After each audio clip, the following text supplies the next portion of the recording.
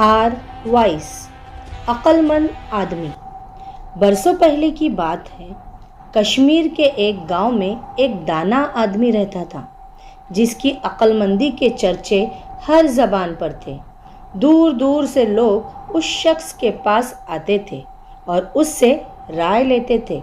उस शख्स ने अपना ये दस्तूर बनाया था कि जो भी उससे राय लेने आता था वो उससे 100 रुपये फीस के तौर पर लेता था और उसे एक काम की बात बता देता था। लोग उसके पास अपनी उलझनें, अपनी परेशानियां और अपने मसले लेकर आते थे और वो उनके मसले मिनटों में हल कर देता था। एक बार एक व्यापारी उसके पास पहुंचा।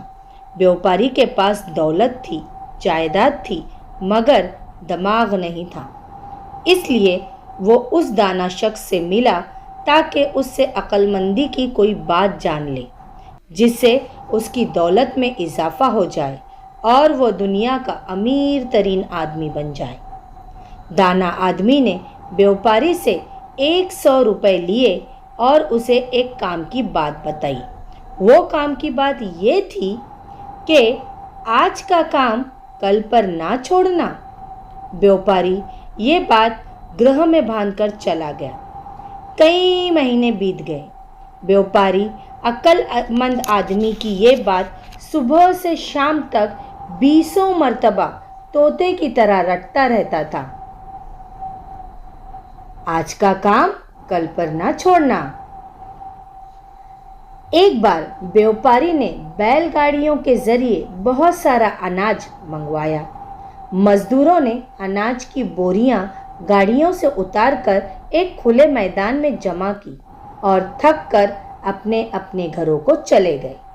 रात को जब व्यापारी ने अनाज की बोरियां खुले मैदान में पड़ी देखी तो उसे बड़ा गुस्सा आ गया। उसने उसी वक्त सारे मजदूरों को बुलवाया और उन्हें खूब डांटा फटकारा, मगर मजदूर थक कर चूर हो गए थे। इसलिए वो अनाज की बोरियों को उसी वक्त गोदाम में रखने के लिए तैयार न थे। उन्होंने व्यापारी को यकीन दिलाया कि वो अगली सुबह को सारा माल गोदाम में भर देंगे, मगर व्यापारी बज़िद था कि माल आज ही गोदाम में जाना चाहिए। उसका कहना था कि उसने 100 रुपये देकर एक ही बात सीखी है कि आज का काम कल पर नहीं छोड़ना चाहिए, इसलिए वो कल का इंतज़ार नहीं करेगा।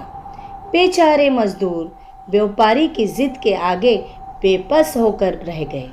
उन्होंने किसी न किसी तरह अनाज की सारी बोरियां गोदाम में डालीं और आधी रात को अपने अपने घरों को लौट गए। वो जब सोने की कोशिश करने लगे तो उन्हें ऐसा लगा कि जैसे उनका अंग अंग दुख रहा हो। इधर व्यापारी भी लंबी तान कर सो गया।